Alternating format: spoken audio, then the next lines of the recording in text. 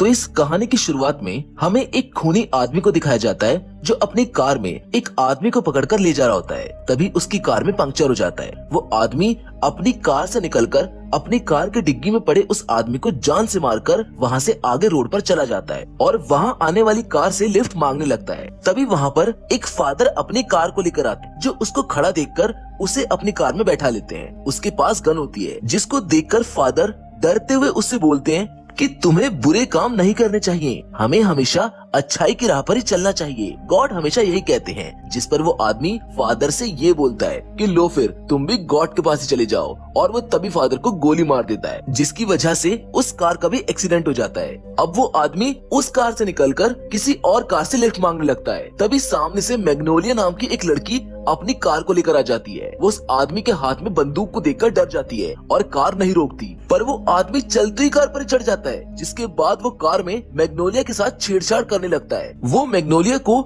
एक सुनसान जगह पर ले जाता है और उसके साथ वहाँ पर उल्टी सीधी हरकतें करने लगता है। थोड़ी देर के बाद जब वो आदमी थक जाता है तो उसका फायदा उठाकर मैग्नोलिया अपने बालों में से एक पिन निकालकर उस आदमी के सिर में घुसाकर उसको मार डालती है। वो उसकी लाश को एक पन्नी में पैक करके अपनी गाड़ी में डाल देती है और वहाँ से चल पड़ती है। रास्ते में वो अपनी गाड़ी में तेल भरवाने के लिए एक जगह रुकती है। वहाँ खड़ा एक आदमी उसको बुरी नजरों से घूर रहा होता है। मैग्नोलिया वहाँ से सीधा अपनी आंटी ली के घर जाती है, जहाँ आंटी ली उससे पूछती है कि तुम्हें यहाँ पर आने में इतनी देरी कैसे हो गई। जिस पर मैग्नोलिया उन्हें बताती है कि आज रास्ते में उसको एक आदमी ने पकड़ लिया था और वो उसके साथ जबरदस्ती कर रहा था, पर उसने उसे मार दिया और वो उस आदमी को अपने साथ यहाँ ले आई। आंटी ली उससे कहती है कि तुम्हें ऐसे किसी भी आदमी को तुम्हारे साथ जबरदस्ती नहीं करने देना चाहिए। जिस पर मैग्नोलिया उससे कहती है कि वो आदमी काफी बड़ा और तगड़ा था, इसीलिए मैं उसको नहीं रोक पाई। ये सुनकर आंटी ली काफी खुश हो जाती हैं, क्योंकि जितना ज्यादा बड़ा आदमी उतना ज्यादा मीट। असल में ये फैमिली एक कैनिबल फैमिली है, यानी आंटी ली और उनका परिवार लोगों को जान से मारकर उनके मीट की पाई बनाकर बेचते थे और उसको खाते भी थे। एक प्रकार से ये इंसानों को मारकर खाने वाले आदमखोर इंसान थे। तभी आंटी ली अपने भाई लैरी से उस आदमी की बॉडी को ठिकाने लगाने को कहती है। उधर लैरी भी उस बॉडी को इस घर के बेसमेंट में डाल देता है, जिसके अगले दिन आंटी ली अपनी नीस फोन को उस आदमी के मीट से बनी पाई की डिलीवरी करने के लिए भेजती है, जहां होटल का मालिक फोन के सुंदर शरीर को देखकर उसकी ओर आकर्षित होने लगता है। वो उससे कहता है कि उनकी मीट पाइज उनके यहाँ के कस्टमर्स को बहुत ज्यादा पसंद है, अगर ये खत्म हो गई तो उनका क्या होगा। जिस पर फोन उससे ये कहती है कि चिंता मत कीजिए, हम हमेशा इनका एक्स्ट्रा स्टॉक रखते हैं। अब घर जाते वक्त फोन से बॉब नाम का एक आदमी लिफ्ट मांगता है। फोन उसको अपनी कार में बैठा लेती है। अब रास्ते में जाते हुए बॉब भी फोन की बॉडी को देखकर उसकी ओर अट्रैक्ट होने लगता है, जिस पर फोन भी उसको अपनी बातों में फंसाकर अपने घर ले जाती है। आंटी ली का घर जंगलों के बीच में होता है। फोन बॉब को घर में लाकर उसे करके उसे किस करने लगती है। बॉब को आंटी ली के घर की दीवार पर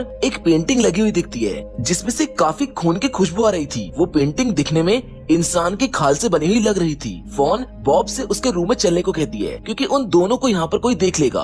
अब रूम में जाने से पहले फोन बॉब से स्टोर रूम से वाइन की बोतल लाने को कहती है, और जैसे ही बॉब स्टोर रूम के अंदर जाता है वो बाहर से उसका दरवाजा बंद कर देती है और बाहर लगे एक बटन को दबा देती है, जिससे स्टोर रूम के अंदर एक ब्लेड बॉब की काट देता है। यानी इस घर के अंदर हर जगह जानलेवा ट्रैप्स हैं और आंटी ली की सारी नीस आदमखोर हैं। तभी फोन बॉब की बॉडी को बेसमेंट में फेंक देती है ताकि वो उसकी मीट पाई बना सके। जिसके बाद हम आंटी ली की एक और नीस कॉरल को देखते हैं, जिसकी रास्ते में कार खराब हो जाती है। तभी वहाँ से पुलिस चीफ गुजर रहे होते हैं। कॉरल चीफ से कहती है कि मेरी कार खराब हो गई है, क्या आप मुझे घर तक छोड़ देंगे। चीफ मान जाते हैं और उसे उसके घर तक छोड़ने आ जाते हैं। कॉरल आंटी ली को बताती है कि उसकी कार खराब हो गई थी और पुलिस चीफ ने यहाँ तक आने में उसकी मदद की, जिस पर आंटी ली चीफ को शुक्रिया बोलते हुए घर के अंदर खाने के लिए इनवाइट करती है, जहां वो चीफ को अपनी मीट पाइस भी खिलाती है, जिन्हें खाकर चीफ आंटी ली से ये कहता है कि मैंने आज तक इतनी अच्छी मीट पाई नहीं खाई। आंटी ली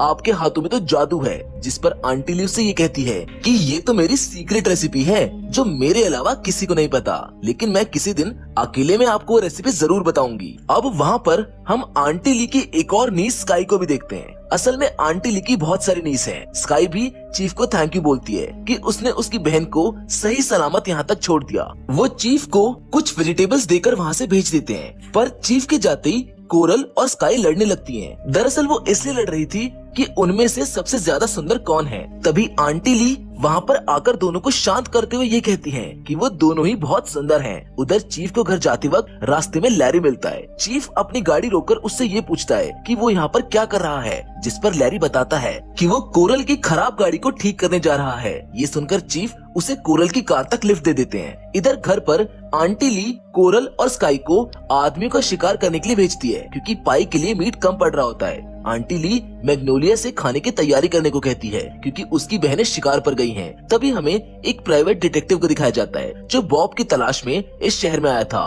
बॉब वही लड़का था जिसको फोन ने अपने घर ले जाकर मार दिया। बॉब के पेरेंट्स को उसकी काफी चिंता हो रही थी, क्योंकि वो काफी दिनों से घर नहीं आया था। इसीलिए उन्होंने उसे ढूंढने के लिए एक प्राइवेट डिटेक्टिव को हायर किया है। डिटेक्टिव स्टेशन जाकर पुलिस चीफ से बॉब के बारे में पता करता है, पर चीफ बॉब की फोटो को देखकर ये बोलता है कि उन्होंने इसको यहाँ पर नहीं देखा, लेकिन वो उसकी मदद करने के लिए तैयार हो जाते हैं। उधर लैरी भी कोरल की गाड़ी को ठीक करके आंटी ली के घर की ओर ले जाने लगता है। वहीं दूसरी ओर मैग्नोलिया एक स्टोर में सामान लेने के लिए जाती है, जहां उसकी नजर उस डिटेक्टिव पर पड़ती है, जो वही आदमी होता है जो उसको उस दिन पेट्रोल पंप पे खड़ा होकर घूर रहा था। वो डिटेक्टिव भी मैग्नोलिया को देखकर उसके पीछे स्टोर में जाने लगता है और उससे जाकर कहता है कि उसने जब से पेट्रोल पंप पर उसको देखा है, वो तब से ही उसके बारे में सोच रहा है। जिस पर मैग्नोलिया उससे कहती है कि अगर ऐसा है तो तुम मुझसे बात करने के लिए मेरे घर डिनर पर चल सकते हो, पर डिटेक्टिव उसको मना कर देता है। वो उसे बताता है कि वो एक डिटेक्टिव है और बॉब नाम की एक लड़की की तलाश में यहाँ पर आया है, तो जब तक वो बॉब को नहीं ढूंढ लेगा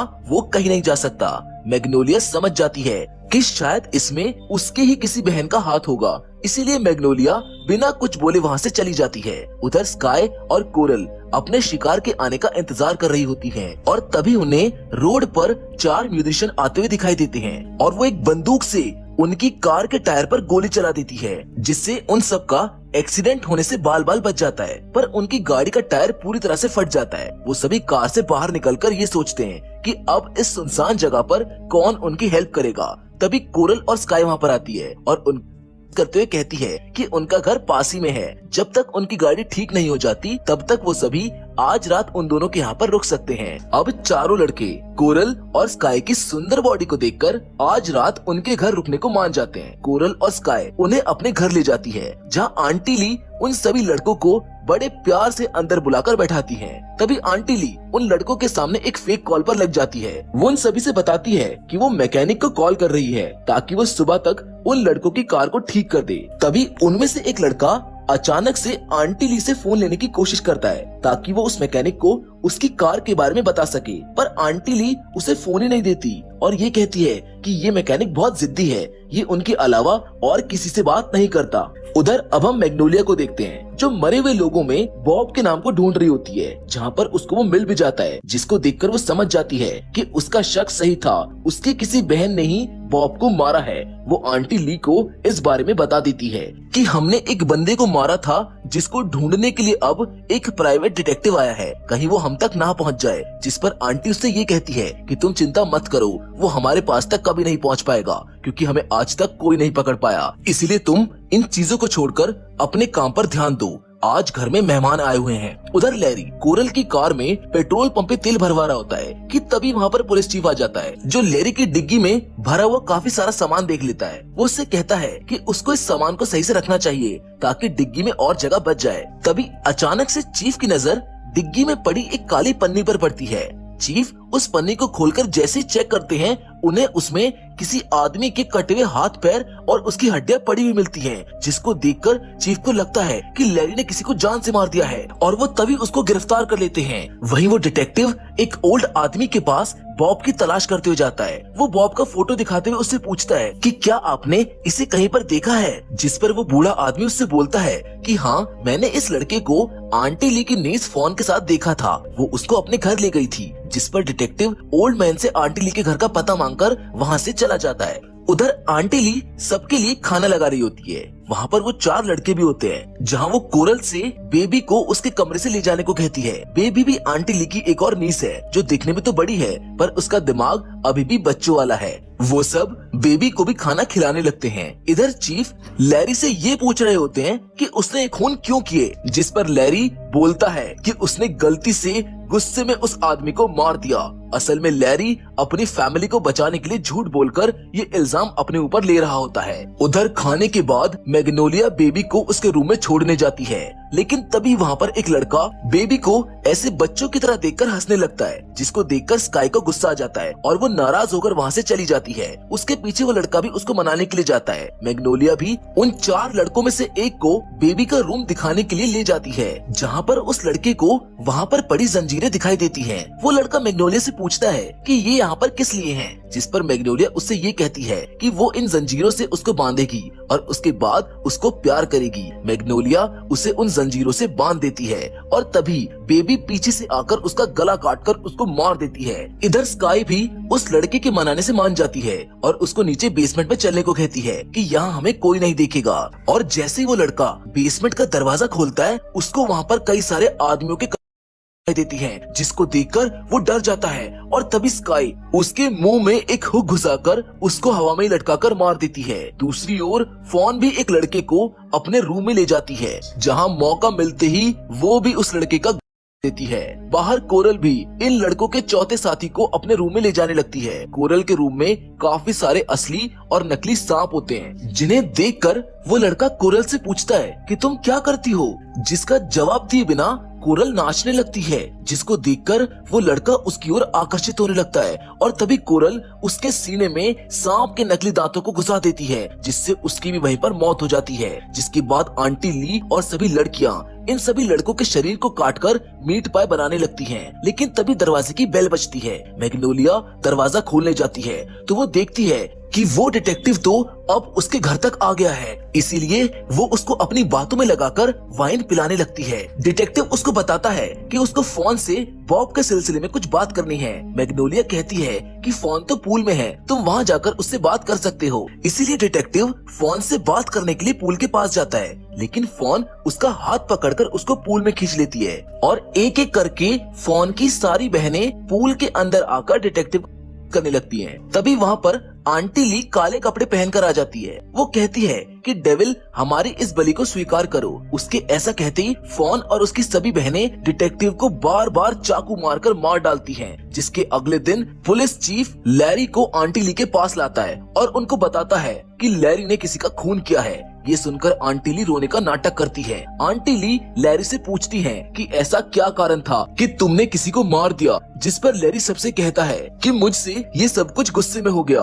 फोन चीफ से सब कुछ भूलकर इस बार लैरी को छोड़ने को कहती है कि हम लैरी का ध्यान रखेंगे, वो आगे से ऐसा कुछ नहीं करेगा। जिस पर चीफ उसको कहते हैं कि ये कोई छोटी बात नहीं है, लैरी ने किसी का खून किया है, वो उसे नहीं छोड़ सकते, उसे इस केस को आगे अपने सीनियर को भेजना होगा। ये सुनकर फोन चीफ से कॉफी पीने को कहती है और डिशवॉशर का एक बटन दबा देती है और ऐसे एक्टिंग करती है कि जैसे डिशवॉशर काम नहीं कर रहा हो। फोन चीफ से उसकी हेल्प करने को कहती है। जैसे ही चीफ डिशवॉशर में अपना हाथ डालता है, तभी आंटी ली डिशवॉशर के ब्लेड का बटन दोबारा से दबा देती है, जिससे चीफ का हाथ कट जाता है और ये सभी लोग मिलकर चीफ को पकड़ लेते हैं। जहां आंटी ली चीफ से ये कहती है कि उसके भाई लैरी को उससे कोई दूर नहीं कर सकता और इतना कहते ही आंटी चीफ को गोली मार देती है। चीफ भी मारा जाता है। यानी आंटी ली और उनकी नीस का मौत का ये खेल कभी खत्म नहीं होगा और ये ऐसे ही लोगों को मारकर मीट पाई बनाकर खिलाती रहेंगी। इसी सीन के साथ ये कहानी यहाँ पर खत्म हो जाती है।